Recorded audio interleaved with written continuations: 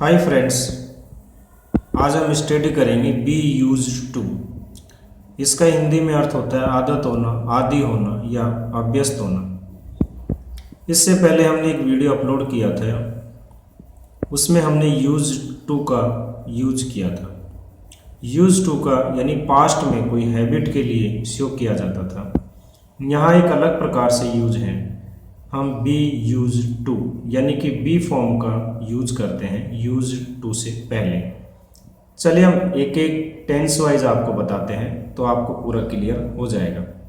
सबसे पहले हम प्रेजेंट की बात करते हैं और यहाँ पे हमारे पास जो पैटर्न है आप सबसे पहले इसको समझ लीजिए। सबसे पहले हम सब्जेक्ट लिखेंगे, फिर एम इज आर सब्जेक्ट के अनुसार, फिर यूज टू का यूज करेंगे। फिर हमारे पास सेंटेंस में दो चीज़ें हो सकती, या तो नाउन या प्रोनाउन होगा या फिर वर्ब होगी। तो यदि नाउन या प्रोनाउन होगा तो हम उसे लिख देंगे, लेकिन यदि वर्ब होगी तो उसकी फर्स्ट फॉर्म में हमें आईएनजी का यूज करना है। ये आपको बात ध्यान रखनी है। तो सबसे पहले हम एग्जाम्पल देखते हैं जब सेंटेंस में नाउन या प्रोनाउन हो। चलिए, हमें इन बातों की आदत है। We are use to these things, वे दुए के आदि हैं या अभ्यस्त है। They are use to smoke, वह इस शोर की अभ्यस्त है। She is use to this noise, हमें कॉफ़ी की आदत है। We are use to coffee. तो ये वो सेंटेंस थे जिनमें नाउन या प्रोनाउन का यूज हुआ है। अब हम ऐसे सेंटेंस देखते हैं जिसमें वर्ब का यूज हुआ हो। उसे झूठ बोलने की आदत है, तो he is use to line. ठीक है, सब्जेक्ट, फिर इसके बाद इज, फिर यूज टू और वर्ब की फर्स्ट फॉर्म में आईएनजी लाइन। मुझे पुराने गानों को सुनने की आदत है, तो I am used to listening old songs, मतलब लिसन प्लस आईएनजी लिसनिंग। हम ये भी देख लें, यदि नेगेटिव में हो या इंट्रोगेटिव में तो कैसे लिखना है। तो पहले सब्जेक्ट सी, फिर उसके अनुसार यहाँ हेल्पिंग वर्ब इज, उसके बाद फिर नोट देना है, फिर यूज टू दिस नॉइज, ये नेगेटिव में हुआ। इंट्रोगेटिव की बात करें तो सबसे पहले हेल्पिंग वर्ब, फिर सब्जेक्ट, फिर यूज टू, फिर दिस नॉइज, यानी नाउन प्रोनाउन या फिर वर्ब, कुछ भी हो सकता है, वो आप लिख दीजिए। यदि हम पास्ट की बात करें, पास्ट में इस तरह के सेंटेंस देखें तो सब्जेक्ट, फिर वाज या वर्ब, फिर यूज टू, फिर या तो नाउन या प्रोनाउन होगा या वर्ब की फर्स्ट फॉर्म में आईएनजी होगा। तो हमें इन बातों की आदत थी। We were used to these things. यदि वर्ब देखें, उसे झूठ बोलने की आदत थी, तो he was used to lie. चलिए फ्यूचर में देखते हैं इस प्रकार के सेंटेंसों का यूज कैसे किया जाता है। सबसे पहले सब्जेक्ट, फिर सब्जेक्ट के अनुसार शैल बी या विल बी का यूज, फिर यूज टू, उसके बाद या तो नाउन या प्रोनाउन होगा और यदि वर्ब होगी तो वर्ब की फर्स्ट फॉर्म में आईएनजी। तो तीनों टेंसों के साथ ये ध्यान रखना है कि यूज टू के बाद या तो नाउन या प्रोनाउन होगा और यदि हम वर्ब यूज कर रहे हैं तो वर्ब की फर्स्ट फॉर्म में आईएनजी का यूज करना है।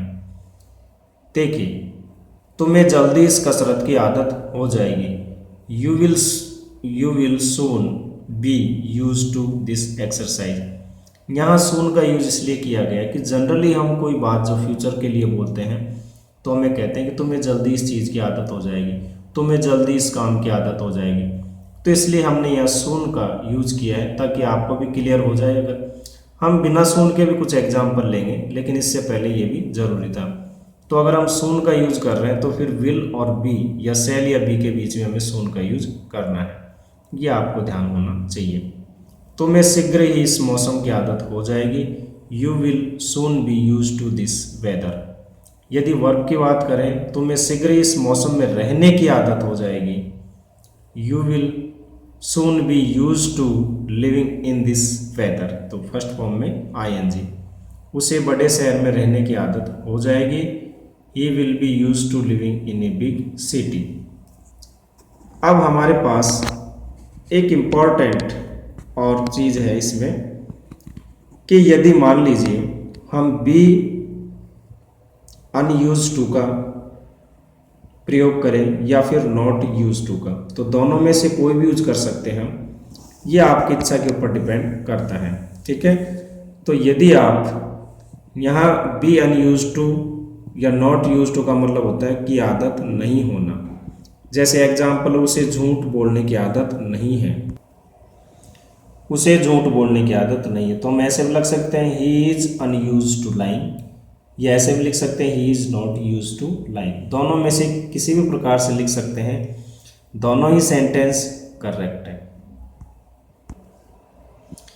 यहाँ पे एक और इम्पोर्टेंट बात कि हम बी यूज टू की जगह गेट यूज टू या बिकम यूज टू का भी यूज कर सकते हैं। बी यूज टू के स्थान पर गेट या बिकम यूज टू का भी यूज किया जा सकता है, लेकिन गेट या बिकम का यूज टेंस के अनुसार किया जाएगा।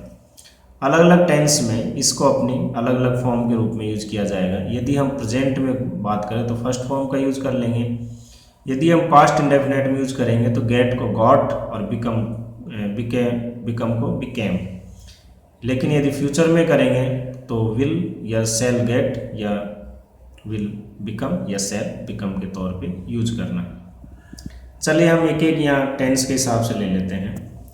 जैसे प्रेजेंट में सिंपल सेंटेंस ले, हमें इन बातों की आदत है।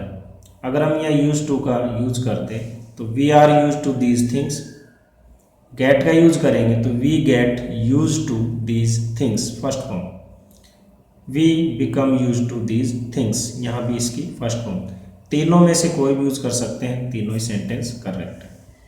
यदि पास्ट में देखें, मुझे नई कार चलाने की आदत हो गई, तो I was used to driving the new car, तो यहाँ आई वॉज यूज टू, लेकिन अगर गेट का यूज करेंगे तो I got used to driving the new car, ये सेकेंड फॉर्म क्योंकि ये पास्ट में है। I became used to driving the new car, हम ये भी यूज कर सकते हैं बिकेम, ये भी यहाँ भी, लेकिन सेकेंड फॉर्म का यूज करना है क्योंकि ये पास्ट में इसलिए।